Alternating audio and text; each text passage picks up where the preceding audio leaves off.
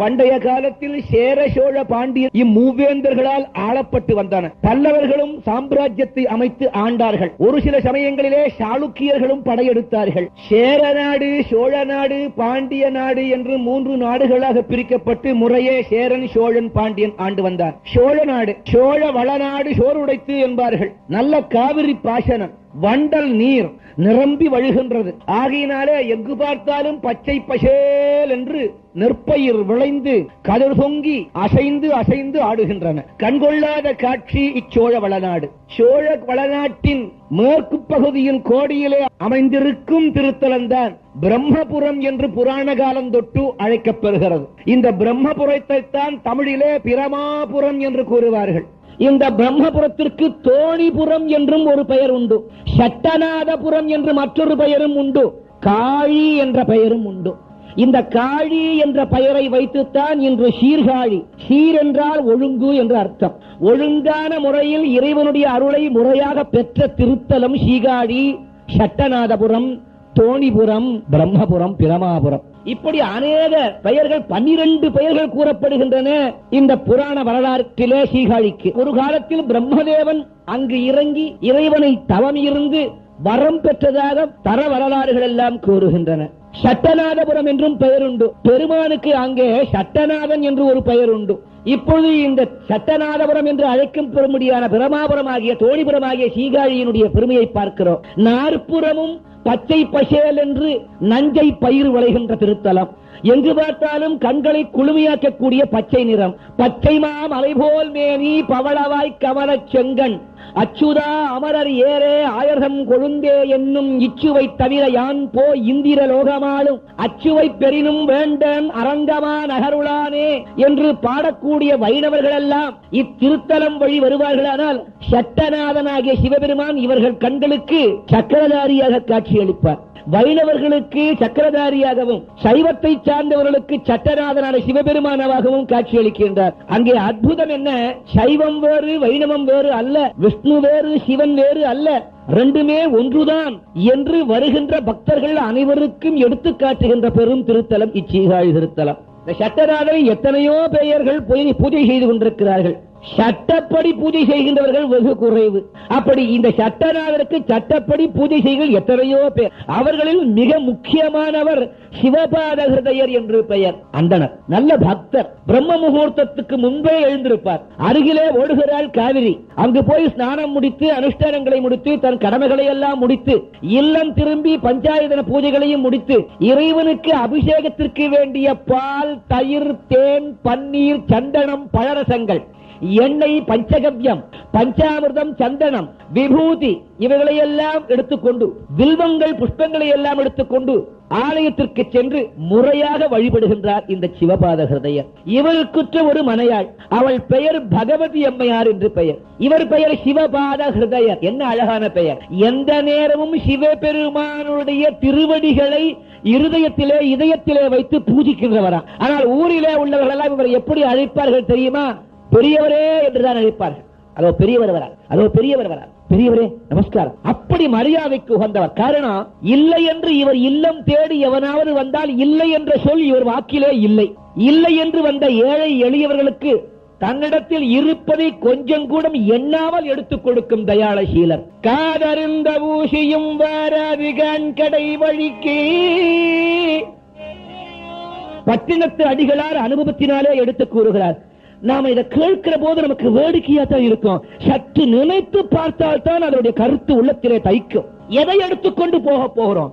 இப்படி அடிமேல் அடியெடுத்தால் அம்மியும் நகரும் என்பதோ என்றாவது ஒரு நாள் உங்களில் ஒருவராவது அப்பராக, சுந்தரராக, மணிவாஜக பெருமானாக மாறமாட்டீர்களா என்ற ஏக்கம் தான். அவர்கள் என்ன பிறக்கும் பொழுதே திருக்கையிலாயத்திலிருந்து இறங்கினார்களா? அவர்களும் ஒரு தாய் தந்தையருக்கு பிறந்தவர்கள் தானே. அனுபவத்தினாலே இன்று அவர்களை பற்றி பேசும் அளவுக்கு மகான்களாகி விட்டார்களே. ஐயா, ஆண்டவனை பார்க்க முடியாது. சில பேர் கேட்கலாம், மனிதர்களை வணங்குவது நியாயமா? ஆண்டவனை வணங்குவதானே நியாயம்? நீ பார்த்திருக்கியா? இல்ல பார்க்கத்தான் போறியா? அப்படி மனிதர்களை வணங்கக்கூடாது என்றால் ஞான சம்பந்தனை இனி நினைக்கவே கூடாது. நாவுக்கரசு பெருமானை நினைக்கவே கூடாது. மணிவாசகனை தொடவே கூடாது. சுந்தரமூர்த்தியை நினைச்சு கூட பார்க்க. இப்படி நாயன்மார்கள், ஆழ்வார்களும் மனிதர்கள் தானே. மனிதர்களோடு விளங்கிய மாணிக்கங்கள். நம்மை காட்டிலும் அவர்கள் உயர்ந்தவர். ஒன்றுமில்லை. இங்கிலாந்துக்கு போங்க, எல்லார் வீட்டிலையும் மகாராணி போட்டோ மாட்டி வச்சிருப்பான். இந்தியாவுக்கு வாங்க, அரசாங்க அலுவலகம் அத்தனை இடத்துலயும் பிரதம மந்திரி, பிரசிடென்ட் போட்டோ இருக்கும். தற்காலிகமா உள்ளவர்கள் போட்டோவையே மாற்றோமே வீடுகள்லையும் அலுவலகங்கள்லையும். நமக்கெல்லாம் அறிவுரை போதித்த அந்த ஆன்மீகம் சொல்லக்கூடிய மகான்களுடைய போட்டோக்களை வீட்டுல வைக்கிறதோ கோயில்ல வைக்கிறதோ கொடுத்து வச்சாதான் கிடைக்குமே தவிர நமக்கு கிடைக்காது. குருவருள் இல்லையே திருவருள் இல்லை. இது போன்று சமய குறவர்கள் அவர்கள் அருள் இல்லை என்றால் ஆண்டவரை நாம் அடையவே முடியாது, பார்க்கவே முடியாது, நினைக்கவே முடியாது. ஆக எடுத்து எடுத்து கொடுக்கக்கூடிய தன்மை உடையவர்கள் இவர்கள். தேடி வச்சு பாதுகாக்கிற போது நமக்கு அதுல இன்பம் இல்லை, கொடுக்கிற போது இன்பம். யாருக்காவது ஒன்றை கொடுத்து விட்டால் தேங்க்யூ சார், அவன் ஆசையோடு வாங்குற போது அவன் முகத்தில் உள்ள கழிப்பை பார்த்து நமக்கு ஒரு பிறகுதான் ஓகே என்ன இன்பம். கொடுப்பதிலே இருக்கும் இன்பம் எடுப்பதிலே கிடையாது.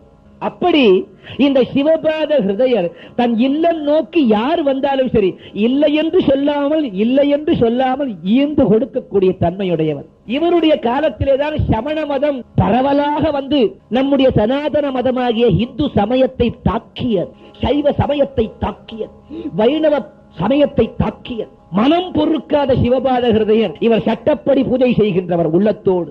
அச்சட்டரான பெருமான் திருத்தணியிலே போய் நிற்பார். ஐயனே, நாளுக்கு நாள் இந்த சனாதனமாகிய இந்து மதம் எங்கோ போய்க் கொண்டிருக்கிறதே, சமணர்களுடைய சூழ்ச்சியினாலே மதத்தில் உள்ளவர்கள் மதம் மாறிக்கொண்டிருக்கிறார்களே, ஐயா எனக்கு ஒரு பிள்ளையை கொடுக்க கூடாதா?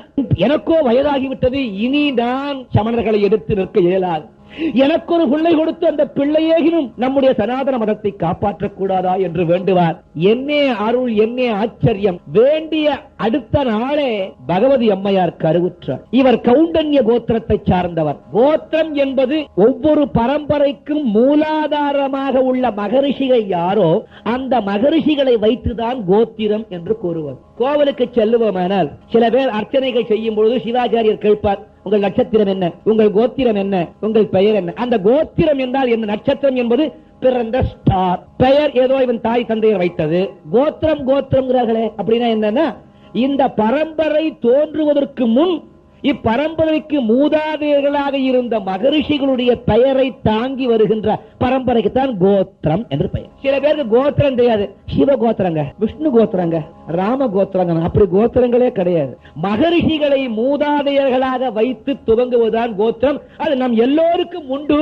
நம்முடைய கோத்திரம் என்ன என்பது நமக்கு ஒருவேளை தெரியாமல் இருக்கலாம். கௌண்டன்ய கோத்திரத்தைச் சேர்ந்த சிவபாதகரையருடைய மனையாள் பகவதி அம்மையார் கருவுற்றாள். நல்லதொரு திங்கள், அது திருவாதிரை திங்கள். திருவாதிரை நட்சத்திரத்திலே ஒரு குழந்தை பிறந்தது. இந்த குழந்தை பிறந்த உடனே நல்லா கொழு கொழு கொழுன்னு பிள்ளையார் மாதிரி 11ஆம் நாள் புண்ணியாக வாச்சனம் பண்ற போது பிள்ளையார்னே பேர் வச்சான். அழகா செல்லமா பிள்ளை பிள்ளை பிள்ளைன்னு கூப்பிடுவோம். நாளொரு மேனியும் குழந்தை பொழுது வண்ணமாக குழந்தை வளர்ந்து வருகிறார். என்ன ஆச்சரியம்! பெண் குழந்தைகள் 2 வயது நிரம்புவதற்குள் பேசிவிடும். ஆண் குழந்தைகள் பேச்சு வர 3 வயது ஆகும். நன்றாக கவனியுங்கள். ஆண் குழந்தைகளுக்கு பேச்சு வர 3 ஆண்டுகளாகும். 3 வயதுக்கு பிறகுதான் அந்த ஆண் குழந்தை பேச ஆரம்பிக்கும். பெண் குழந்தை பேசுறதுக்கு பிறந்ததா 2வது வருஷமே ஆரம்பம். ஆனால் இப்பிள்ளையாரோ சிவபாதகருடைய மைந்தன், சீகாழியில் பிறந்தோன், பகவதியின் தனையன். ஒரு பிராயம் முடித்தவுடனே அம்மா என்ற சொல் வந்தது. முதல் இப்பிள்ளையின் வாயிலே அம்மா என்ற சொல்லுதான் வந்தது. நாம அடிக்கடி சொல்லுவோம், குழந்தைக்கு முதல் அம்மா என்ற சொல் தான் வரும். அது எல்லா குழந்தைக்கும் வராது. இந்த சீகாயில பிறந்த குழந்தை மாதிரி உள்ள குழந்தைக்கு தான் வரும். பாக்கி எந்த வீட்டு குழந்தையும் முதல் வார்த்தை அம்மான்னு வந்ததுன்னா நான் இப்பவே இந்த காஷாயத்தை அவுத்து போட்டுட்டு வெள்ளை வாட்டி கட்டிக்க தயார். ஏன்னா அவ்வளவு திடமா தெரியும். எந்த குழந்தைக்கும் முதல் வார்த்தை அம்மான்னு வராது. என்ன வரும்? அத்தை தான் முதல்ல ஞாபகத்துக்கு வரும். அடுத்தது தாத்தா, தாத்தா, கடைசியில தான் அம்மா. போனா அம்மா ஒரு மாதிரியா வந்து குழந்தைக்கு முதல்ல அத்தை வருகிறது, பிறகு தாத்தா வருகிறது, அப்புறம் தான் அப்பா, அதுக்கப்புறம் தான் அம்மா. குழந்தை பருவத்திலேயே அதுக்கு ஒரு பிராயம் நிரம்புகின்ற வரையில் முற்பிறவி நினைப்பு உண்டு. நமக்கும் ஓராண்டு நிரம்புவதற்கு முன் பிறப்பு நினைப்பு உண்டு. அது மறந்துவிடும். அதான் இறைவனுடைய செயல். ஞானிகளுக்கு மீண்டும் அது திரும்பி வந்துவிடும். எப்பொழுதும் அந்த நினைப்பு உண்டு. ஆகையினால் இந்த குழந்தை அத்தா என்றால் அத்தா அத்தா என்று இறைவனை கூப்பிடும். இறைவன் வந்து எதிரே தரிசனம் கொடுப்பான். குழந்தைகளுக்கு தெய்வ தரிசனம் உண்டு ஒரு பிராயம் வரையில். ஐயோ இறைவா, மறுபடியும் கருவடையும் குழியில் தள்ளி என்னை வருத்தப்படுத்தி விட்டாயே, இனியும் பிறவாமல் இருக்க அருள் தா. எதை தர வேண்டும் என்று கேட்பானாம் இறைவன். அத்தை தா தா, அத்தை தா தா, அத்தை தா தா. அத்தை என்றால் எத்தை, பிறவாத வரத்தை தாத்தாய். ஆனால் இப்பிள்ளையோ முதற்சொல் முதற்பிராயத்திலே அம்மா என்ற சொல் வந்தார். மகிழ்ந்து போனார்கள், மகிழ்ந்து போனார்கள். கட்டையா குட்டையா உடம்பு. குழந்தை பிள்ளை நடந்து வந்தான்னா விநாயக பெருமான் நடந்து வருகிறானோ என்று தோன்றுமா? அப்படி ஒரு அழகு. என்ன வேடிக்கை! பிறந்த குழந்தை பால் குடிக்க வேண்டும் அல்லவா? பாலே குடிக்க மாட்டான் குழந்தை. எத்தனையோ வைத்தியங்கள் எல்லாம் பார்க்கிறார்கள், வைத்தியர்கள் வருகிறார்கள், மருத்துவர்கள் வருகிறார்கள். அம்மா குழந்தை நல்லதான் இருக்கான், ஆரோக்கியமா தான் இருக்கான், ஆனா ஏன் பால் சாப்பிட மாட்டான்னு தெரியலையே. பிறந்ததிலிருந்து இவன் தாய்ப்பாலே சாப்பிடவில்லை. ரொம்ப கவலை. தாயார் வலிய தனத்திலிருந்து பாலை ஒரு கிண்ணத்தில் நிரப்பி ஊட்டினாலும் துப்பி விடுகிறான். எப்படியோ குழந்தை வளர்ந்து வருகிறான். இப்பொழுது இவனுக்கு 3 பிராயம். இவன் 3 பிராயம் ஆனதும் சிவபாதகிருதியர் ஒவ்வொரு நாளும் ஆலயத்திற்கு செல்லும் பொழுது குழந்தையை கையில எடுத்துக்கொண்டு செல்லுவார். அந்த தோணியப்பர் சட்டநாதர் சன்னதியில குழந்தையை உட்கார வைப்பார். கண்ணா பிள்ளை சமத்தா இங்கேயே உட்கார்ந்து அப்பா இதோ வந்து பூஜை பண்ணி விட்டு. சரிப்பா என்ன சொல். உள்ளே போய் எம்பெருமானுக்கு அபிஷேகங்கள், அலங்காரங்கள், அர்ச்சனைகள், ஆராதனைகள் எல்லாம் முடிப்பார். கண்ணா ஆத்துக்கு போலாமா? சரிப்பா. அப்படி கையை நீட்டுவார். குழந்தை அந்த ஆள்காட்டி விரல பிடிச்சு போறான். எப்பவுமே குழந்தைய கை நீட்டுற போது அத்தனை பேரும் நாம அப்பாவா உள்ளவெல்லாம் நினைச்சு பாருங்க. குழந்தைய பிடிக்கிற போது எந்த விரலை காட்டுவீங்க? நடுவிரலையா காட்டுவீங்க? ஆள்காட்டி விரலை காமிச்சாதான் அது பிடிச்சிக்கும். துவக்கத்திலேயே ஆள்காட்டி விரலை பிடிக்க சொல்லுகிறார். ஆள்காட்டி விரல் அர்த்தம் அப்புறம் சொல்றேன். ஆள்காட்டி விரலை பிடித்துக் கொண்டு செல்ல தத்தி தத்தி காலிலே தண்டை கொலுசு குலுகுலுங்க நடப்பானா குழந்தை. அன்றைக்கு விசேஷமான நாள். அந்தணர்களாக பிறந்தவர்கள் மாச பிறப்பு, ஒவ்வொரு மாத பிறப்பன்றும் சில விதமான சடங்குகள் செய்ய வேண்டும். அந்த சடங்குகள் செய்து தர்ப்பணாதிகள் எல்லாம் மாச தர்ப்பணம் என்று பெயர். தர்ப்பணங்களை எல்லாம் முடித்து விட்டு அகமருஷன ஸ்நானம் என்று ஒரு ஸ்நானம், குளித்த குளத்திலே இறங்கி காயத்ரியை ஜபித்து வேத மந்திரங்களை சொல்லி இந்த ஸ்நானம் செய்ய வேண்டும். அப்பொழுது நீருக்குள்ளே முழுமையாக தலையை உடலை அமுழ்த்தி கொண்டு அந்த வேத மந்திரத்தை சொல்லிவிட்டு தான் எழுந்திருக்க வேண்டும். இங்கே ஒரு ரகசியம் கூறுகிறேன். நியாயமாக கூறக்கூடாதுதான். கூறினால் என்ன வரும்? பாபம் வரும். எனக்கு பாபம் வந்தாலும் பரவாயில்லை, நீங்கள் நல்ல கதி அடைய வேண்டும் என்று கூறிவிடுகிறேன். எத்தனை ரௌரவாதி பாபங்கள் செய்திருப்பினும் குளிக்கும் பொழுது ஓடுகின்ற ஆற்றிலே தலையை முழுகி 3 முறை பிரணவத்தை ஓம் ஓம் ஓம் என்று ஜபித்தால் சத்தியமாக அதுவரையில் செய்த அத்தனை பாபங்களும் உங்களை விட்டு ஓடுகின்றன. இது வேதங்களிலே கூறப்படும் ரகசியம். 3 முறை பிரணவத்தை கூறி நீருக்கடியில் இருந்தால் பாபங்கள் அனைத்தும் போகின்றன. இப்படி இந்த அகமருஷன ஸ்நானம் என்னும்படியான ஸ்நானம் செய்கிற பொழுது வேத மந்திரத்தை சிறப்பாக கூறித்தான் எழுந்திருக்க வேண்டும். அப்ப கொஞ்சம் நேரம் கண்ணா பிள்ளை இங்க வடகண்ண அப்பா குளத்துல இறங்கி ஸ்நானம் பண்ணிட்டு வந்துடுறேன். சமத்தா கரையிலேயே உட்காந்துருக்கியா? சரிப்பா. பொன்னரஞ்சான் பொன்னுலால அரணா கயிறு கட்டிருக்காரா? அரணா கயிறு தெரியல? அரணா கயிறு கருப்பு கயிறு, சிகப்பு கயிறு திருஷ்டி கட்டுவாங்க. இங்க பொண்ணுனாலே கயிறு கட்டி இருக்கிறார். அதுல நாய்க்காசி, தண்டை, தமட்டங்காயெல்லாம் தொங்குறது திருஷ்டிக்கு. அழகா இருப்பான் குழந்தை. கட்டையா குட்டையா, உடம்பு பூரா விபூதி போட்டிருக்கு, நல்ல அடர்ந்த கேசம். அதை அப்படியே சுருட்டி மேல வாரி ஒரு கொண்டை போட்டிருக்கா அம்மா. அந்த கொண்டையை சுத்தி ஒரு பவளம், அதுக்கு அடுத்தது ஒரு முத்து, ஒரு பவளம், ஒரு முத்து, ஒரு பவளம், ஒரு முத்து, அப்படி ஒரு சின்ன ரிங் போட்டிருக்கா. குழந்தை வேலை அவ்வளவு ஆசை இவளுக்கு. சின்ன குழந்தை தானே அழகுபடுத்தி பார்ப்பது வழக்கம். ஒரு 2 மயில் பீலிய வேலை சோறுகி இருக்கு. தூரத்திலிருந்து பார்த்தால் இவள் கந்தனோ கண்ணனோ என்று தோன்றுகிறது. மயில் பீலியை பார்த்தால் இவரை பார்த்தால் கண்ணன் போல் தோன்றுகிறது. கழுத்துல ருத்ராட்ச கொட்டை, தங்க கொட்டையோட இவன் நெத்தியில விபூதி குங்குமத்தோட கொட்டையா குட்டியா இருக்கிறத பார்த்தா கந்தனோ என்று தோன்றுகிறது. அப்படி அழகா இருக்கான் குழந்தை. அகமரிஷன ஸ்நானத்துக்காக சிவபாத ஹிருதயர் மூக்கை பிடித்துக் கொண்டு தண்ணீரிலே முழுகினார். எழுந்து வரத்துக்கு 2-3 நிமிஷம் ஆகும். கொஞ்ச நேரம் பார்க்கிறான் குழந்தை, காணமே. பயம் வந்து விட்டது. அம்மே, அப்பா, அம்மா, அப்பா, அம்மா என்று ஆள ஆரம்பிச்சுட்டா குழந்தை. மூலத்தானத்திலே இருந்த பெருமான் சும்மா இருப்பனும் இவனை அளவிட்டவனே அவன்தானே. அகமர்ஷன ஸ்நானத்திற்கு இவன் அப்பனை நீரிலே அமிழ்த்தினவனும் அவன்தானே. காரணத்திற்காக காத்துக் கொண்டிருந்த கைலியங்கிரிநாதன் கௌரி குழந்தை அழைக்கின்றான், வா என்று வெகு வேகமாக கையை படித்துக் கொண்டு மூலத்தானத்திலிருந்து வெளிவந்தார். குழந்தை விக்கி விக்கி அழறான். ஓடி போனாளாம் கௌரி. அப்படியே தூக்கி மார்புற அணைத்துக் கொண்டாளாம். யாருக்கு கிடைக்கும் பாக்கியம்? குழந்தையை இங்க கொண்டு வரானாம் பரமேஸ்வரன். கௌரி இப்புள்ளையை கொடுக்க மாறி அணைத்துக் கொண்டானாம் எம்பெருமான். இந்த ஆளையே இவன் உடையதனால் பிற்காலத்தில் இவனுக்கு ஆளுடை பிள்ளை என்ற ஒரு பெயரும் ஏற்பட்டது. இப்பொழுது ஆளுடை பிள்ளையாக ஆகிவிட்டார். அழுகை நிக்கல. அந்த நேரத்திலையும் இவனுக்கு சிவனை பத்தியோ உமையோட பத்தியோ தெரியுது. அப்பாவை அம்மாவை நினைச்சாரா. குழந்தைக்கு பசி, பால் கொடு. தன் ஸ்தனத்திலிருந்து ஒரு பொற்கிண்ணத்திலே பாலை சீந்தி தன் வலக்கரத்தினாலேயே அன்போடு இடுப்பிலே வைத்துக் கொண்டு குழந்தைக்கு பால் கொடுத்தாள். பால் கொடுத்த அடுத்த கணம் ஞானம் பிறந்து விட்டது. ஞானம் பிறப்பதற்கு வயது தேவையே இல்லை. 70 வயசு 80 வயசானா தான் ஞானம் வரும் சில பேர். அப்பதான் இதுக்கு அஜ்ஞானம் ஆரம்பம். என்னங்க பண்றது, பேர புள்ள பேத்தி விட்டுட்டு வர முடியலங்க. கோயிலுக்கு போனோம்னா ஆசை முடியலீங்களே. என் மருமக சினிமாக்கு கூட்டா, என் பையன் எங்கேயோ வெளில கூட்டான், பேர பிள்ளைங்க ஏதோ கோயிலுக்கு போயிருக்கு, நான் தான் ஊட்ட பார்த்துட்டு இருக்கேன்.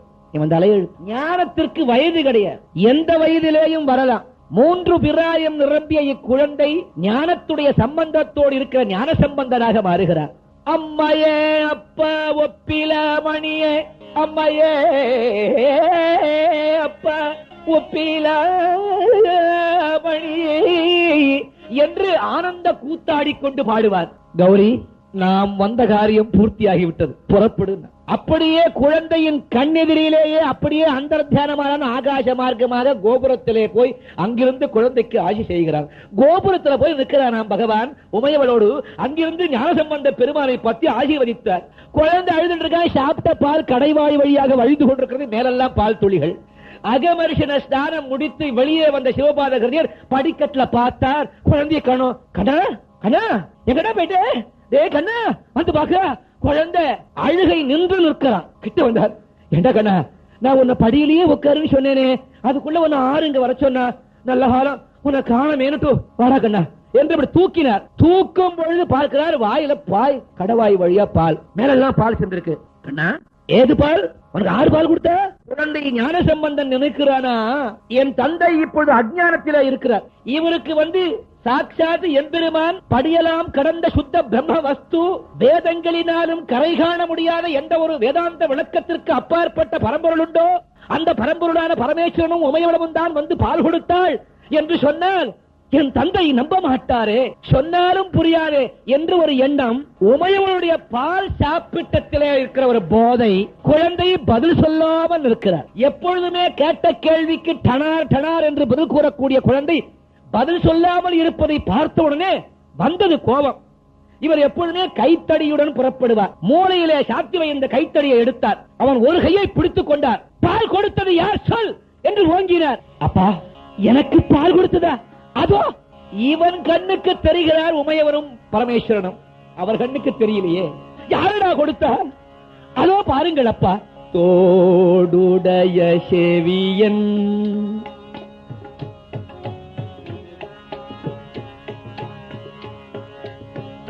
தோடுடைய செவியன், செவியன் தோடுடைய செவியன், தோடுடைய செவியன், செவியன் தோடுடைய செவியன். குழந்தை பாடுவதை பார்க்கிறார். ஐயோ, இவ்வளவு அழகாக இவனுக்கு பேசவும் தெரியாதே. ஏதோ அம்மா என்று கூறுவான், அப்பா என்று கூறுவார். ஆனால் இனிமையான தமிழினாலே பாடுகிறானே. இந்த பாட்டும் இப்படி பாடுகின்ற வல்லமை இவனுக்கு எப்படி வந்தது? கண்ணா என்னடா கூறுகிறாய்? தோடுடைய செவியன், செவியன் தோடுடைய செவியன். என்னடா சொல்ற? மேல பார்க்கிறானா, அடுத்த வார்த்தை என்ன பாடுறதுன்னு தேடுறான் குழந்தை. பகவான் பார்த்தார். ஒவ்வொரு அடியவர்களுக்கும் அடியெடுத்து கொடுக்கின்ற அந்த பெருமான் இவனை மட்டும் கைவிட்டு விடுவனோ?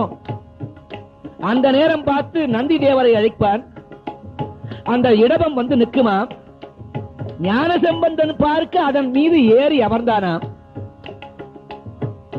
பார்த்தான். ஆஹா, தோடுடைய செவியன் விடையேறி, தோடுடைய செவியல் விடையேறிய, தோடுடைய செவியல் விடையேறியோர் தூ வெள்மதி சூடி, தோடுடையம் செவியன் விடையேறியோர் தூ வெள்மதி சூடிதோ, டுடையம் செவியல் விடையேறியதோ தூமதி சூடி காடுடைய சுடலை பொடி பூசியன் உள்ளம் கவர் கள்வன் காடுடைய சுடலை பொடி பூசியன் உள்ளம் கவர் கள்வன் ஏடுடைய மலரான் உன்னை நாட்பணிந்தேத்த அருள் செய்தேடுடைய மலரான் உன்னை நான் பணிந்தேத்தன் அருள் செய்தேன் பீடுடைய பிரமாபுரம் ஏவிய பெம்மான் இவன் அன்பே பீடுடைய பிரமபுரம் ஏவிய பெம்மான் இவன் அன்பே. உமையவளா உமையவளா பால் கொடுத்தாள். எம்பெருமான் துடி தரிசனம் உனக்கு கிடைத்ததா? அப்பா தந்தையே, நீர் பரந்த நிமிர் புன்சடை மேலோ நிலா வெண்மதி சூடி மீன் பரந்த நிமிர் புன்சடை மேலோர் நிலா வெண்மதி சூடியும் பே பரந்த வின வெள்ளை சோரவெம் ஓர் பரந்த உலகின் முதலாகிய ஓர் ஊரிது எல்ல பே பரந்த பிரமாபுரம் ஏவிய பெம்மானிவன் அன்றே. நல்ல பேர் பரந்த பிரமாபுரம் ஏவிய பெம்மானிவன் அன்றே. மறை கலந்த ஒலி பாடலோடாய்மழ் வேந்தி மறை கலந்த ஒலி பாடலோடா ஆகிமழு வேந்தி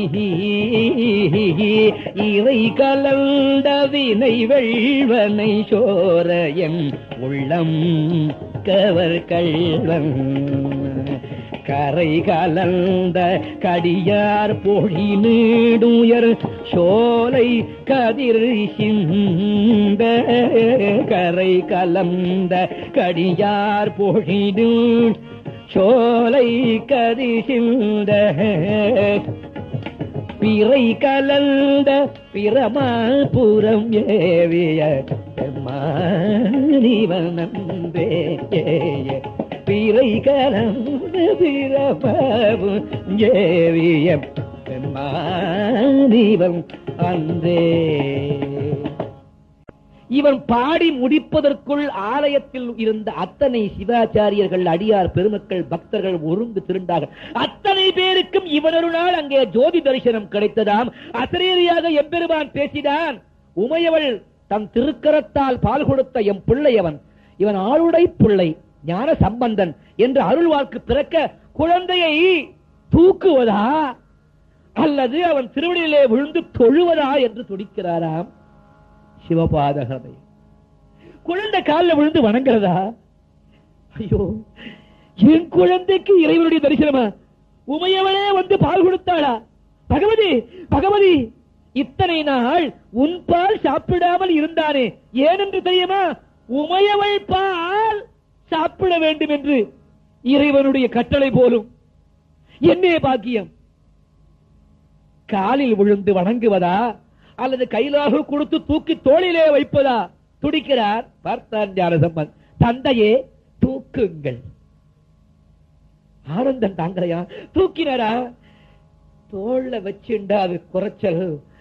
ஆண்டவனையே தூக்கி தோல்ல வச்சுட்ட குழந்தைய வெறும் மாறல சாத்திக்க வேண்டாம் என்று தன் தோல் மீது ஏறி உட்கார வைத்துக் கொண்டாராம். தோல் மீது வைத்துக் கொண்டிருந்த பெருவர் இவன் தோளுடை பிள்ளை, ஆளுடை பிள்ளை. ஞானசம்பந்தன் கைகாட்டி இறைவனை வணங்க ஊரே கொண்டாடு. மணிக்கு மணி, நிமிஷத்துக்கு நிமிஷம், நாழிகைக்கு நாழி, வினாடிக்கு வினாடி குழந்தை பாடிக்கொண்டே இருக்க. பாடும் பொழுது எப்படி பாடுவனா? பொன்னரஞ்சான் செக்கச்செவேறு பட்டு கோவணம், குழந்தை வெள்ள வெள்ளையே திகுதிகுன்னு இருக்கான். உமையவளே பால் கொடுத்த காரணத்தினால தேஜஸ் கந்த பெருமானே வந்து நிற்பது போல இருக்கிறார். ஆனந்த பெருக்கு, கண்களிலே நீர் சோர, கையிலே தாளமிட்டு பாடுவானாம். கோயிலுக்கு செல்வார். பெரியோர்களே, அடியார்களே, இறைவன் நாமத்தை பாடுவோமா? குழந்தை 3 வயசு குழந்தை கழுக்கும். சாதாரணமாக நம்ம வீட்டிலேயே சின்ன குழந்தை 3 வயசு 4 வயசு இருக்கும். அதுக்கு ஏதாவது நம்ம தோத்திரம் சொல்லிக் கொடுப்போம். வடக்கண்ணா தோத்திரம் சொல்லு. பாக்குண்டாம் நல்ல மனமுண்டாம் மாமலரால் நோக்குண்டாம் மேனி நுடங்காது பூக்கொண்டு தொப்பார் திருமேனி தும்பிக்கையான் பாதம் தப்பாமல் சார்பார் தமக்கு பாலும் தெளிதேனும் பாகும் பருப்பும் இவை நாளும் கலந்துனக்கு நான் தருவேன் கோலம் செய் துங்க கரிமுகத்த தூமணியே நீ எனக்கு சங்கத்தமிழ் 3 தா. இப்படி குழந்தைக்கு தினமும் நம்ம சொல்லிக் கொடுக்க அது பாடாயிடும். நம்ம வீட்டுக்கு யாராவது பெரியவங்க வந்தா, கண்ண அந்த மாமா கிட்ட அந்த ஸ்தோத்திரம் சொல்லு, அவருக்கு தெரியாத? நம் குழந்தை சின்ன குழந்தை ஸ்தோத்திரம் சொல்றத பல பேர் கேட்டு இன்புறுவதில் பெற்றவர்களுக்கு ஒரு இன்பம். சில குழந்தை இருக்கு, நேற்று பாபா பிளாக் ஷீப் தான் வரும், இதெல்லாம் வராது, அது தலையெழுத்து. கண்ண உனக்கு வாக்குண்டான் தெரியுமா? எனக்கு தெரியாது. டிங்கிள் டிங்கிள் லிட்டில் ஸ்டார் அவ்வை அவ்வை, அது நல்ல காலம். அதுலயாவது ஒரு அவ்வை இருக்காள, தொலைஞ்சு போட்டு. சாதாரண நம் வீட்டு குழந்தை தோத்திரங்களை சொல்லுவதை பிறர் கேட்டு இன்புறுவதை பார்த்தே நமக்கு ஒரு பெருமை ஏற்கும் என்றால், ஞான சம்பந்த பெருமான் அருட்சுரந்து பாடுகின்றான். கேட்க யாருக்குத்தான் இன்பம் இருக்காது? அத்தனை பேரும் சேர்ந்து பாடிக்கொண்டே தீர்த்த யாத்திரை கிளம்புகிறான். குழந்தை நடந்தால் அவன் கால் வலிக்குமே என்று ஊரிலே உள்ளவர்கள் எல்லாம் சேர்ந்து தங்கத்தினாலே பல்லக்கொன்று அமைத்தார்கள். பல்லக்கிலே குழந்தையை வைத்தார்கள், சுமந்து கொண்டு செல்கிறார்கள். சீர்காழியிலிருந்து சரியாக 3 கட்டை தூரம், 3 மைல், 3 கல் அளவு, 3 மைல் அளவிலே திருக்கோலக்கா என்னும் திருத்தலம். பாடிக்கொண்டே செல்லுவார். திருக்கோலக்கா திருத்தலம் வந்தது. பெரியோர்களே, அடியார்களே, இறைவனை நினைத்து பாடுவோமா? எல்லோரும் பாடுவோம் என்று சொல்ல, நடுவில் நின்று குழந்தை தாளம் போடுறானா, கையினால சப்பாணி கொட்டுகிறார். இதுதான், அதாவது இப்படி போடுவது தாளம், இப்படி போட்டா சப்பாணி கொட்டுதல். அது குழந்தைகள் தான் செய்யும். சப்பாணி கொட்டி பாடுகிறான். என்ன பாடுவார்? காதலாகி கசிந்து கண்ணீர் மல்கி ஓதுவார் தம்மை நன்னறிக்கு உய்ப்பதும் வேதன் 4லும் மெய்ப்பொருள் ஆவதும் நாதன் நாமம் நமசிவாயவே என்று பாடுகிறான். காதலாகி கசிந்து கண்ணீர் மல்கி, காதலாகி கசிந்து கண்ணீர் மல்கி ஓதுவார் தம்மை நன்னெறிக்கு உய்ப்பதும், ஓதுவார் தம்மை நன்னெறிக்கு உய்ப்பதும் காதலாகி கசிந்து கண்ணீர் மல்கி, காதலாகி கசிந்து கண்ணீர் மல்கி ஓதுவார் தம்மை நன்னெறிக்கு உய்ப்பதும் வேதம் 4லும் மெய்ப்பொருளாவதும், வேதம் 4லும் மெய்ப்பொருளாவதும் நாதன் நாமம் நமசிவாயவே, நாதன் நாமம் நமசிவாயவே. நமசிவாய நமசிவாய நமசிவாய நமசிவாய. குழந்தை ஞான சம்பந்தன் சப்பானி கொட்டுறான். அங்க உள்ள அத்தனை அடியார்களும் இவங்க கூட சப்பானி கொட்டுறாளாம். எல்லோரும் சொல்லுங்கிறான் குழந்தை. நமசிவாய நமசிவாய நமசிவாய நமசிவாய. ஞான சம்பந்த பெருமானுக்கு ஆனந்தம் தாங்கலையா? 2 கரத்தையும் தலைக்கு மேல வச்சு சப்பானி கொட்டுறான். அடியார்களே, நீங்களும் தலைக்கு மேல் கையை தூக்கி இறைவனை நினைந்து பாடுங்கள், கொட்டுங்கள் என்று கூற, அத்தனை பேரும் வெட்கத்தை விட்டு தலைக்கு மேலே கையை தூக்கிக் கொண்டு தாளம் போட்டு பாடினாராம். நமசிவாய நமசிவாய நமசிவாய நமசிவாய நமசிவாய நமசிவாய நமசிவாய நமசிவாய நம சிவாய நம சிவாய நம சிவாய நம சிவாய. இப்படி பாடிக்கொண்டே இருக்கும் பொழுது ஞானசம்பந்தா என்ற ஒரு சத்தம் வந்தது. அத்தனை பேரும் பாடுவதை நிறுத்தினார். ஞானசம்பந்தா என்ற சத்தம் எங்கிருந்து வந்தது? அத்தனை பேரும் திரும்பினார்கள். எங்கிருந்து வந்தது? யார் கொடுத்தார்கள்? இவன் என் உள்ளம் கவர் கள்வன் என்று பாடினார் ஞானசம்பந்த பெருமான். கள்வன் என்று கூறுவது கண்ண பரமாத்மா ஒருவனைத்தான். திருடன், கள்வன், சோரன் இப்படியெல்லாம் கண்ண பரமாத்மாவைத்தான் கூறுவது வழக்கம். ஆனால் கைலையங்கிரி நாதனையும் இவர் கள்வன் என்று கூறுகிறார். இரண்டு கள்வர்களும் ஒரே கள்வர்கள் தான். வேதங்கள் கூறுகின்றன. கண்ணனை பற்றி கூறும் பொழுது சோராக்ரகண்யா, சோரம்னா திருடு செய்யணும். சோராக்ரகண்யன்னா திருடுவதில் சமர்த்தர்களாக யார் உள்ளனரோ அவர்களுக்குள் முதன்மையானவனம். அதே வேதம் கூறுகிறது சிவபெருமானை தஸ்கராணாம் பதயே நமோ நமஹ. வேதம் கூறுகிறது கைலையங்கிரிநாதனை தஸ்கராணாம் பதி, திருட்டுத்தனமாக திருடுகின்றவர்களுக்கு தலைவன். இது என்ன அநியாயம்? ரெண்டு பேருமே திருடர்கள். என்ன, திருடன் ஒருவன் தான் ஒளிந்து கொள்ளுவான், நியாயம்தானே? திருடாதவன் நேர்மையானவன் என்றாவது ஒளிந்து கொள்ளுவானா, ஓடுவானா? திருடன் ஒருவன் தான் ஒளிந்து கொள்ளுகிறான். இன்றும் இன்னும் நம் கண்களுக்கு புலப்படாமல் இந்த சிவபெருமான் ஒளிந்து கொண்டிருக்கிறான் என்றால் இவனை காட்டிலும் திருடன் உண்டோ? என் உள்ளம் கவர் கள்வன் என்றார். எப்பேற்பட்ட திருடன்? பிக்பாக்கெட் திருடனாயவன், பேங்க் கொள்ளக்காரனா? இல்லை, நம்முடைய உள்ளங்களை எல்லாம் நம்மை அறியாமல் திருடுவது. திருட்டுத்தனம் என்றாலே அறியாமல் திருடுவது. பைரோஜி நாராயணன் உட்கார்ந்து கொண்டிருக்கிறார் என் முன்னே. அவருடைய பாக்கெட்டிலே அவருடைய மூக்கு கண்ணாடி இருக்கிறது. பக்கத்திலே அருணாச்சலத்திற்கு அதன் மேல் ஒரு கண். கதைகளில் வரும் பெயர்கள் ஒருவேளை உண்மையாக இருக்கலாம், சம்பவங்கள் கற்பனையே. அந்த மூக்கு கண்ணாடியை அவர் பார்க்கும் பொழுதே அதை எடுத்தால் அது திருடாகாது. பாராமல் இருக்கும் பொழுது எடுத்தால் தான் திருட்டுத்தனம். கள்வன் என்று கூறினாலே நம்மை அறியாமல் திருடுவது. எப்பேற்பட்ட கள்வன் என்று ஞானசம்பந்த பெருமான் கூறுகிறார் என்றால், என் உள்ளம் கவர் கள்வன், என் உள்ளத்தை என்னை அறியாமலேயே கொள்ளை கொண்டார். குருஜி இங்கதான் எங்களுக்கு சரியாக விளங்கவில்லை. உள்ளம் கவர் கள்வன், எங்கள் உள்ளத்தை நாங்கள் அறியாமலேயே திருடிக் கொண்டார். அது எப்படி? ஒரு சொற்பொழிவுக்கு செல்லுகிறோம், அல்லது ஒரு உபன்யாசத்துக்கு செல்லுகிறோம், அல்லது ஒரு ஹரிகதா காலட்சேபத்திற்கு செல்லுகிறோம், அல்லது ஒரு கச்சேரிக்கோ நாட்டியத்திற்கோ செல்லுகிறோம், சங்கீத உபன்யாசத்திற்கு செல்லுகிறோம். முதலிலே இந்த சங்கீத உபன்யாசம் பண்ணுகிறவரை பற்றி நமக்கு தெரியாது. ஏதோ பேப்பர்ல போட்டிருக்காங்க, ராமலிங்கேஸ்வரர் ஆலயத்தில் சங்கீத உபன்யாசம்.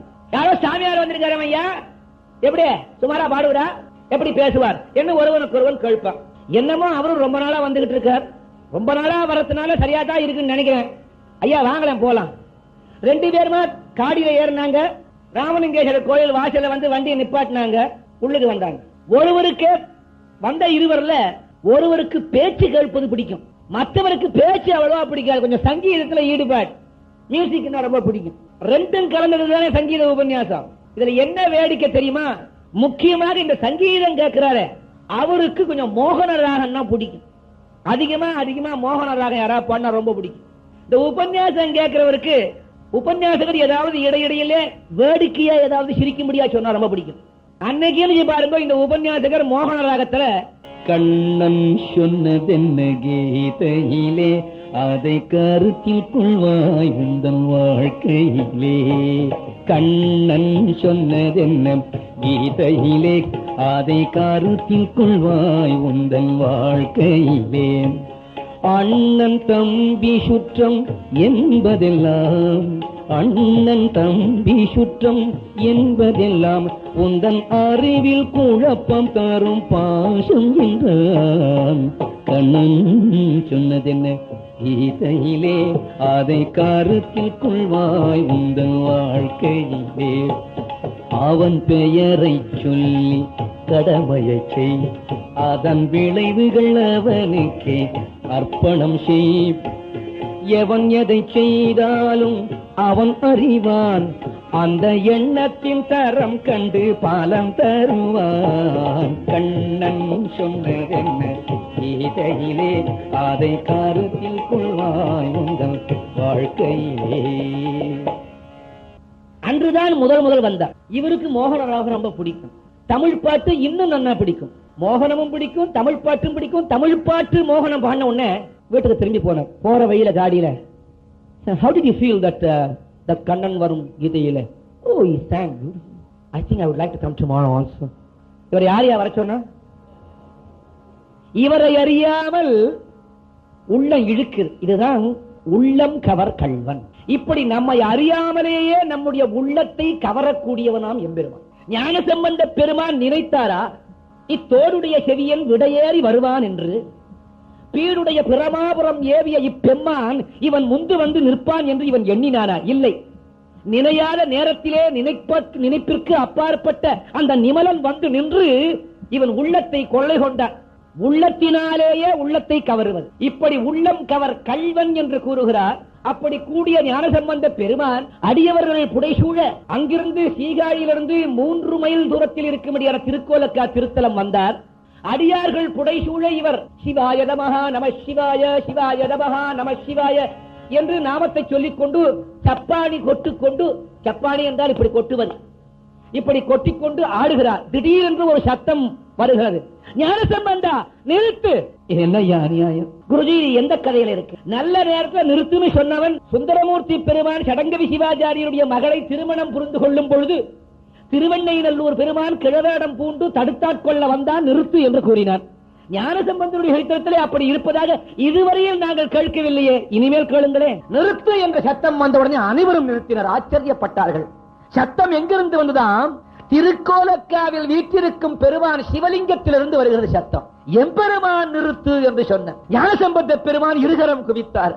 ஐயனே, நான் பாடுவது உனக்கு ஏற்கவில்லையோ? நாங்கள் அனைவரும் கைகொட்டி தாளம் போட்டுக் கொண்டு பாடுகிறோமே, உனக்கு அது பிடிக்கவில்லையோ? ஏன் நிறுத்து என்று கூறினாய்? ஞானசம்பந்தா, நீ நிறைய பாட வேண்டும், நீ நிறைய ஆட வேண்டும். ஆனால் ஏன் நிறுத்து என்று கூறினேன் தெரியுமா? உன் பிஞ்சு கரங்கள் தாளம் போட்டு போட்டு சிவந்து விடுமையப்பா. 3 விராயம் நிரம்பியவன் நீ.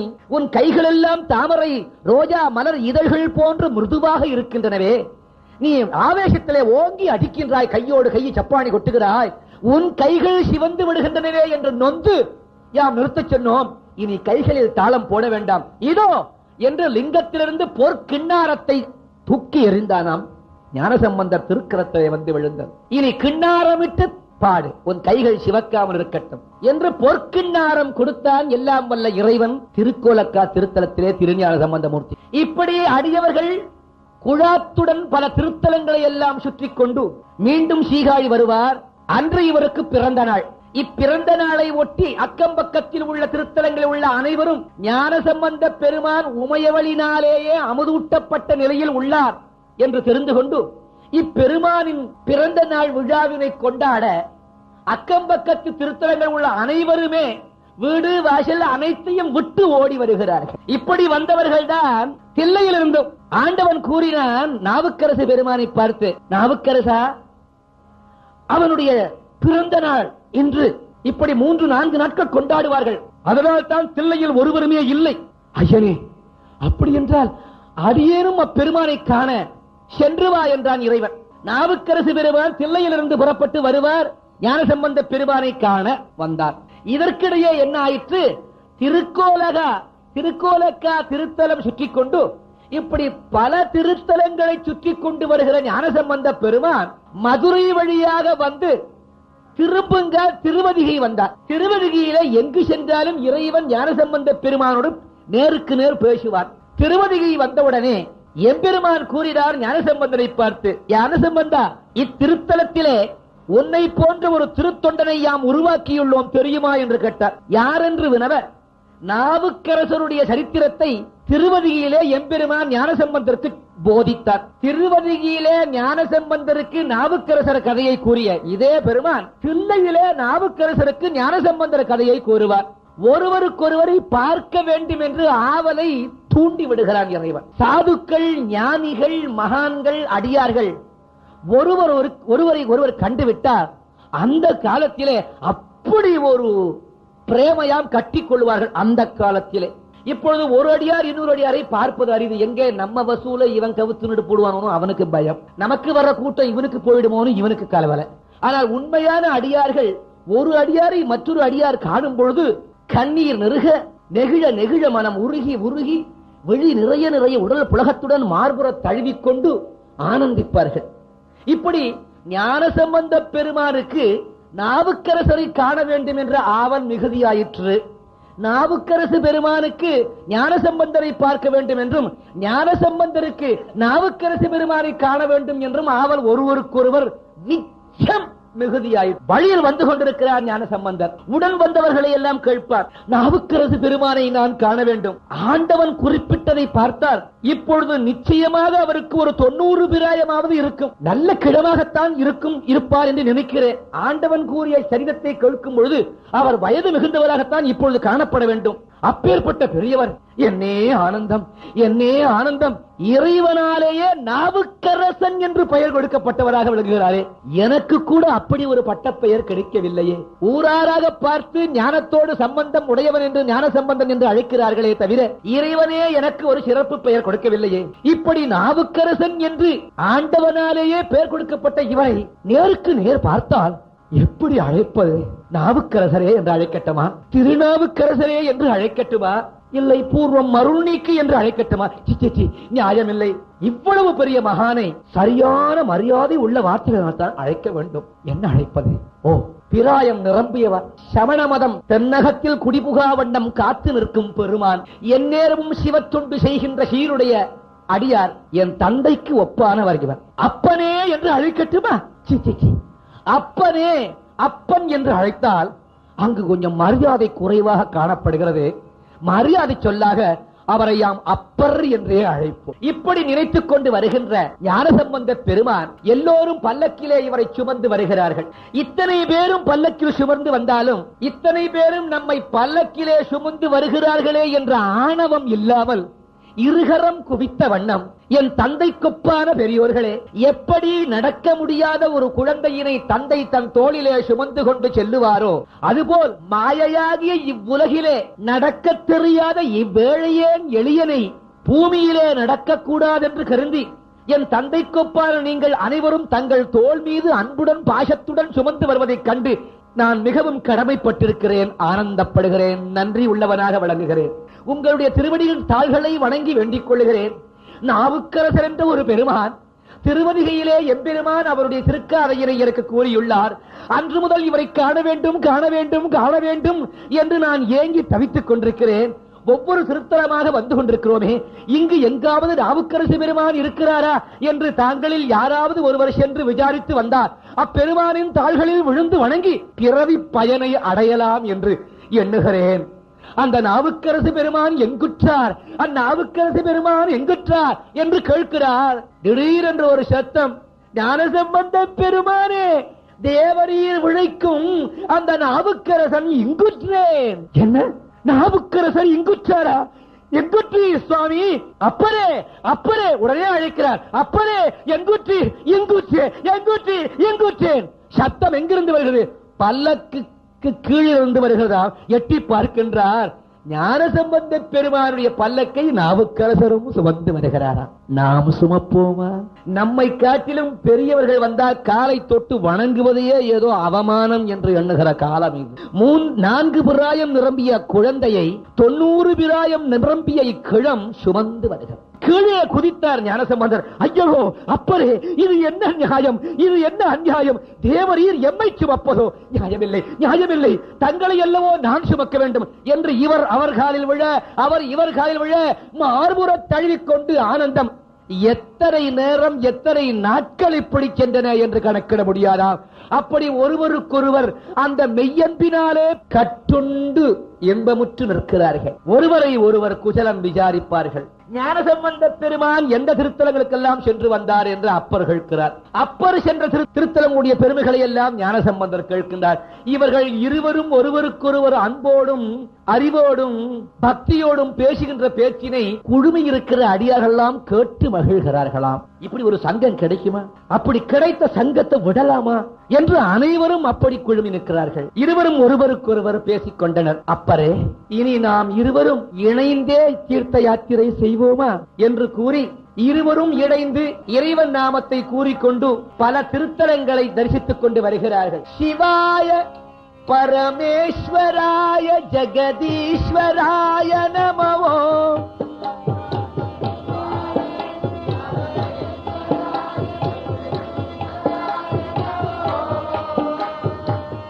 எல்லோரும் வாய் திறந்து பாடுங்கள். கொஞ்சம் கொஞ்சமா புது புது நாமாவளியா பழகப்படுத்திக் கொள்வோம். சிவாய பரமேஸ்வராய ஜெகதீஸ்வராய நமவோ. சிவாய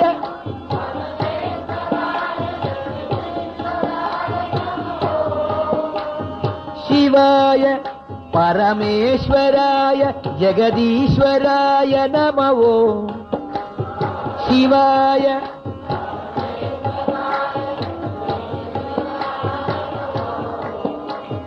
சிவாய பரமேஸ்வராய ஜெகதீஸ்வராய நமவோ. சிவாய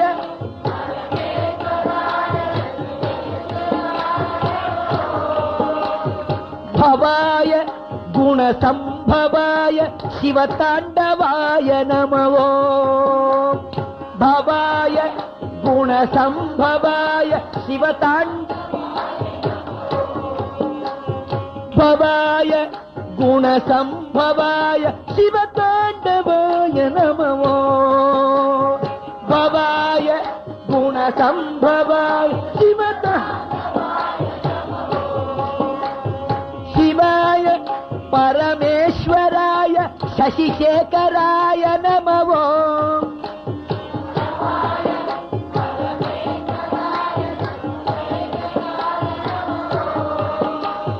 சிவாய பரமேஸ்வராய சசிசேகராய நமவோ. சிவாய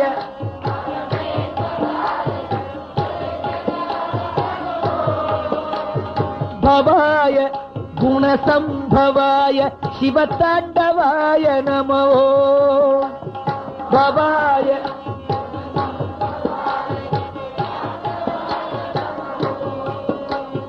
சிவாய பரமேஸ்வராய சந்திரசேகராய நமவோ.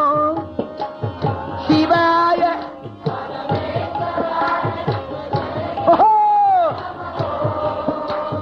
சிவாய பரமேஸ்வராய சந்திரசேகராய நமவோ.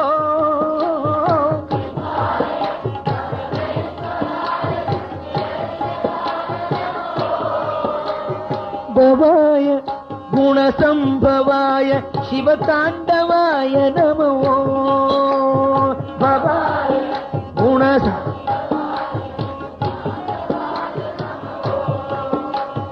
ஓம் நம சிவாய சிவாய நமவோ.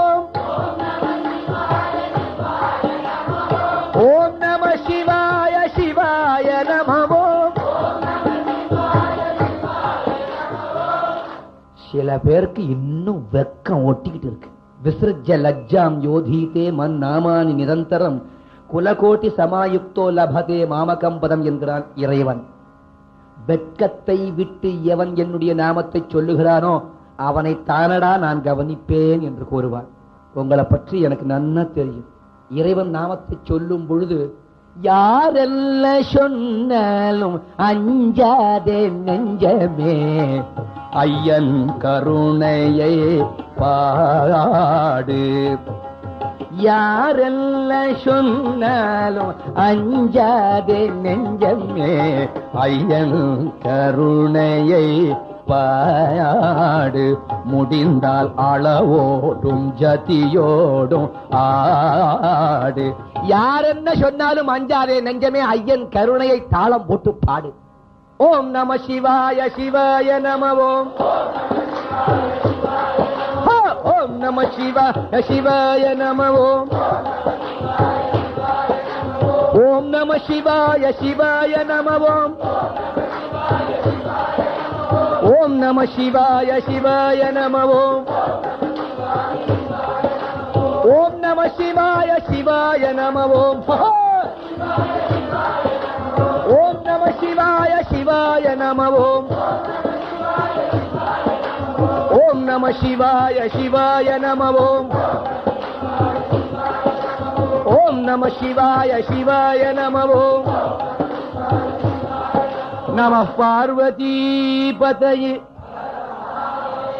இப்படி இறைவனுடைய நாமத்தை கூறிக்கொண்டும் ஆடிக்கொண்டும் பாடிக்கொண்டும் நாவுக்கரசர் பெருமானும் ஞானசம்பந்த பெருமானும் இணைந்து பல திருத்தலங்களிலே உள்ள மூர்த்தங்களை எல்லாம் தரிசித்து அங்கங்கே அவர்கள் தோத்திரங்களை, பதிகங்கள், தேவாரங்களை எல்லாம் பாடிக்கொண்டு திருமறைக்காடு என்னும் திருத்தலம் வந்து நிற்பர். இந்த திருமறைக்காடு என்னும் திருத்தலத்திற்கு வேதாரண்ய கஷேத்திரம் என்று வடமொழியிலே பெயர்.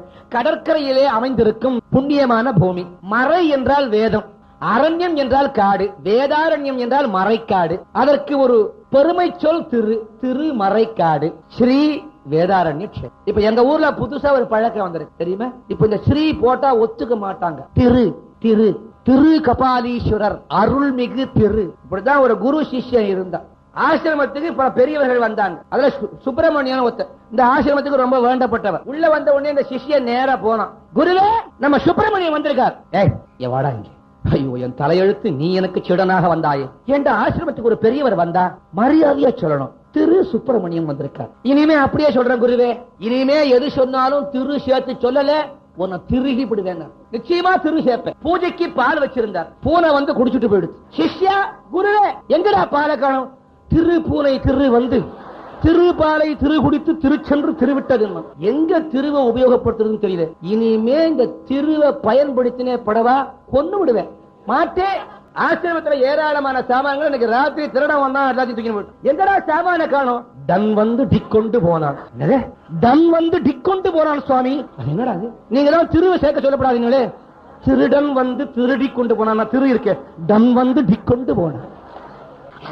இப்படி திருமறைக்காடு என்னும் திருத்தலத்திலே இருவரும் வந்து அமைவர். அந்த ஊர் மக்கள் எல்லாம் இவர்களை இறைவன் நாமத்தை கூறி இவர்களுடைய திருவடிகளிலே வணங்கி உபச்சாரங்களை செய்து வரவேற்றனர். ஊர் மக்கள் எல்லாம் ஒன்று கூடி சகலவிதமான உபச்சாரங்களையும் செய்து பெருமிதப்படுகின்றனர். நாயன்மார்களிலே முக்கியமான இருவர் வந்திருக்கின்றனர். என்னே பெருமிதம் அந்த கிராமத்து மக்களுக்கு. நாவுக்கரசு பெருமான் கேட்பார், திருமறைக்காடு அமைந்த பெரியோர்களே, இங்கு இறைவன் நலமா? நீங்கள் எல்லோரும் நலமா? ஞானசம்பந்தர் கேட்கிறார், அப்பரே ஞானசம்பந்த பெருமானே, அழைத்தீர்களோ? அப்பரே, ஊருக்குள்ளே வந்தோம். ஊர் மக்கள் எல்லாம் நம்மை வரவேற்றார்கள், அடிபணிந்து உபசரித்தார்கள், அமுது கொடுத்தார்கள், உண்டோம். ஆசுவாசமாக அவருடன் பேசிக் கொண்டிருக்கிறோம். சாதாரணமாக ஒருவர்களை பார்த்தால் நலமா என்று கேட்பது வழக்கம். ஆனால் தாங்கள் இவ்வூரில் குடிகொண்டிருக்கும் சிவபெருமான் நலமா, நீங்கள் நலமா என்று கேட்டீர்களே, அங்குதான் அடியனுக்கு ஒரு சந்தேகம். ஞானசம்பந்த பெருமானே, உமக்கா சந்தேகம்? இல்லை. மற்றவர்கள் ஒருவேளை சந்தேகப்படுவார்களானால் அவர்கள் சார்பிலே நீங்கள் சந்தேகம் பட்டு தெளிவடைவதற்காக அடியேனுக்கு ஒரு சோதனையோ? இல்லை ஐயனே, ஆண்டவன் என்றுமே நலமாக உள்ளவன் தானே. நலம் என்ற சொல்லுக்கே அந்த நாகந்தானே உரித்தானவன். அப்படி இருக்கும் பொழுது ஆண்டவனை நலமா என்று கேட்பது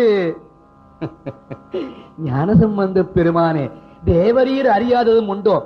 இங்குற்ற திருமறைக்காடன் நலமா என்று கேட்டால், நீங்கள் எல்லாம் ஒழுங்காக கோவிலுக்கு போகிறீர்களா? அங்கே வடிவாக பூஜை நடக்கிறதா? அபிஷேகம் ஆராதனை நிற்காமல் நடக்கிறதா? ஆலய பணிகள் ஒழுங்காக நடக்கிறதா என்ற கருத்துடன் தான் இறைவன் நலமா என்று கேட்டேன். நலமில்லை என்றால் அக்கோயிலுள் யாரும் செல்லுவதில்லை என்று கருத்து. இவர்கள் இப்படி பேசும் பொழுதே பேச்சுக்குள்ளே ஒரு பேச்சு ரசம் அமைந்து நிற்கும். பெரியவர்கள், அறிவாளிகள், படித்தவர்கள், ஆண்டவனிடத்திலே பக்தி கொண்டவர்கள் பேசும் பொழுது ஒரு வார்த்தைக்கு 9 அர்த்தங்கள் கற்பித்துக் கொள்ளலாம். ஊர் மக்கள் எல்லாம் வந்தார்கள். பெரியோர்களே, நெடுநாளாகவே இந்த கோவிலிலே ஒரு குறை. ஐயன் மீர், என்ன குறை? இக்கோயிலின் கீழ்த்திசை கோபுர கதவுகள் திறக்கப்படாமலே இருக்கின்றன. அப்படி யாராவது திறப்பதற்கு முயற்சித்தால் ஒருவேளை அதை சரிந்து விழுந்து விடுமோ, யாருக்காவது ஆபத்து வந்து விடுமோ என்று அனைவருமே பின்வழியாகத்தான் சென்று இறைவனை வணங்கிக் கொண்டு வருகிறோம். ஏதோ அடியார் பெருமக்கள் சிறப்புடையவர்கள் வந்திருக்கிறீர்கள், இனியாகிலும் இந்த கோயிலுடைய கீழ்வாசல் கதவு திறக்க வேண்டும் என்று நாங்கள் விரும்புகிறோம். நாவுக்கரசர் ஞானசம்பந்தனை பார்க்கிறார். ஞானசம்பந்தன் நாவுக்கரசரை பார்க்கிறார். சம்மதம், ஒருவருடைய பார்வையிலே மற்றவருடைய பார்வை சேர்ந்து சம்மதம் தெரிவிக்கிறது. நாவுக்கரசர் மண்டியிட்டு கீழே உட்கார்ந்தார். என்ன, குழந்தையும் 3 அடி உயர்ந்தார். ஞானசம்பந்தர் கிட்டே சென்றார். இருகரம் குவித்தார். ஞானசம்பந்த பெருமானே, இக்கோவிலின் கீழ் திசை கோபுரம் திறவாமலே இருக்கிறதா? ஆண்டவனை சந்திக்கும் பொழுது நேர்வழியாக செல்லாமல் பின்வழியாக சென்று சந்திப்பது அவ்வளவு நியாயமாக அடியேனுக்கும் படவில்லை. தேவரீர் அபிப்பிராயம் எப்படியோ? நாவுக்கரசு பெருமானே, தங்களுடைய திருவுளத்திலே என்ன ஐயம் தோன்றியுள்ளதோ அதேதான் அடியேனிடத்திலும் தோன்றி இருக்கிறது. எனக்கு ஒரு விருப்பம். ஞானசம்பந்த பெருமானே, என்ன விருப்பம்? தேவரீர் திருவாய் மலர்ந்தருளி பதிகம் பாடுவீர்களானால் ஆண்டவன் செவிமடுத்து கதவை திறப்பான் என்று அடியேனுடைய நம்பிக்கை. ஞானசம்பந்த பெருமானே, அப்படியே தேவரீர் கட்டளை கொண்டு இப்பொழுதே யாம் திருவரை காட்டான் மீது பாடுவோம். கோயில் வாசலை இறைவன் செவிமடுத்து திறப்பான் என்ற நம்பிக்கை உள்ளது. பாடினார். ஒரு பாட்டா பாடி முடித்தார்.